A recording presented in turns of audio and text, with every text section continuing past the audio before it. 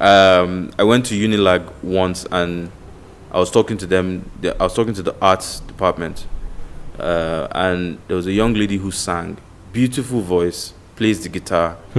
And when she finished, I asked her, "So what's next? Like you're in your final year, studying music. What's next?" And she goes, that she's thinking the next step should be a session musician. Right? And now I had to be cautious because there's nothing wrong with being a session musician. Yeah. You can make money. But you're being a session musician because you don't actually know. You don't know, even the session musician job you want to do, you don't even know how to go about it. How do you own, what if you play the guitar for somebody and sing backing vocals, how do you earn from that? And it's that type of information. How do we identify? These are the different, okay, we don't need everything. Making people know that they have options. Yes. How do we pass this? Because my training program, I was doing free workshops a lot. Like I'll pay for the venue, I'll pay for food, I'll pay for drink. After he said free. No, because pro bono services. I've done over 18 free workshops in the last 4 years. Wow. Right? But people are benefited though. Yes, but from my pocket. And it gets to a point where it's not sustainable. Right? Sure. So you're paying for venue, you're paying for food, small chops. Of course. There'll be drinks. Items. Wait, how much does each of these things cost? Sometimes it costs me as much as 200k per session. Yeah, 200k. And you did like Passion. I did like 18 of I did those. 18. Sorry, how much is that? That's 5 million. Over 4 years, yeah. But you don't see it When you're doing it one. It's just I've never actually thought about it like that. I've just counted the number, CSR. right? But you see, the thing And let is, the artists will say, well, you are not doing anything for us. but you see, the thing is, but the reason why that came up was because everybody kept saying, "I want to work with you. I want to work with you."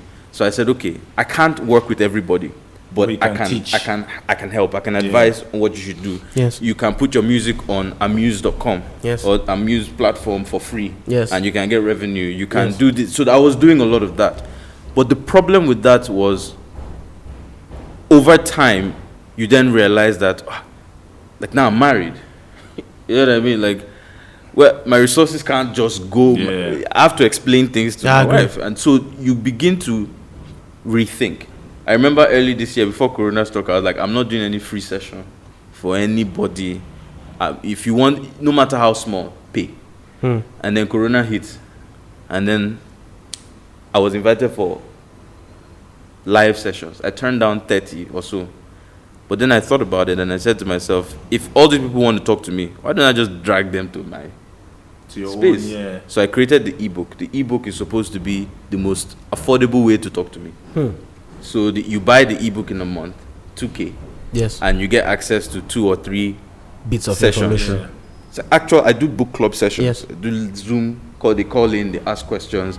So that was like, okay. So maybe I won't get as many people as the book, but I would also be getting money for my time. So the things I would have done for free, I just looked for the people that were willing to pay for the value, and pay for it and do it. And I'm still doing the same thing. The only difference now is I've figured out how to just.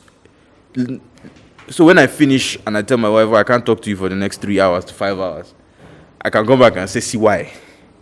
You know what I mean? And I feel, which other ways can we do this? Can businesses start developing ways that they're training staff? Yes. Can artists themselves find what safe place can they go to find people to educate them? Because one of the issues is ego. Yeah. So what's the safe place? Because we have to consider this. Yes. So do you guys have any ideas? I think then one way that we can do it is this. And so there are, what do you call them now? There are development partners, say a Bill and Melinda Gates Foundation or a USAID, that are willing to fund certain things, humanitarian organizations that can pitch to them and say, hey, we have this idea and we are going to educate artists across the country with this means. So it's not just about what you're investing or what you're eating. It's about the fact that you can go to them, pitch to them that this is what we are going to do, achievable over the next 4 years. and you can give us people who are going to supervise the things we are doing and make sure that we're actually achieving something. Okay, look at it this way. So USAID has a lot of projects in Lagos. So there's an HFG. HFG handles HIV/AIDS. So what they do is they get funding on a yearly basis. So sometimes it's a 3-year plan. So is it prevention? Or are you going to manage them? Or are you going to inform people so that they can protect themselves even before the conversation becomes about prevention? So people need to pitch some of this. Like, most people are not going to put their money on these things because a lot of people have grown. Most of the people who are from your generation they become disillusioned. The only thing they're looking to do now is things that make sense realistically over 2 years or 3 years. So I think that's the number one thing a lot of people need to do. Find people who are going to be able to fund these ideas, and then you can execute. Do you think that we have a lot of people who are willing to share knowledge? I think so. So I think there is a vanity of knowledge sharing in this space that we are in currently. There's a vanity to it. I think if people feel like they are going to get paid for it, for sharing the bits of knowledge, they are going to share the knowledge. Yeah. Because you are handling. So, for example, when people work for USAID in Lagos, USAID funded projects, they get paid handsomely. A lot of doctors they don't practice medicine anymore. They work for development partners now. You'll be shocked that a lot of people quit their jobs when you are making 2 million in a month to just share knowledge and plan and attend meetings with Lagos. So some of the things these things can solve is they can meet lawmakers. Let's look at how to change laws, influence things.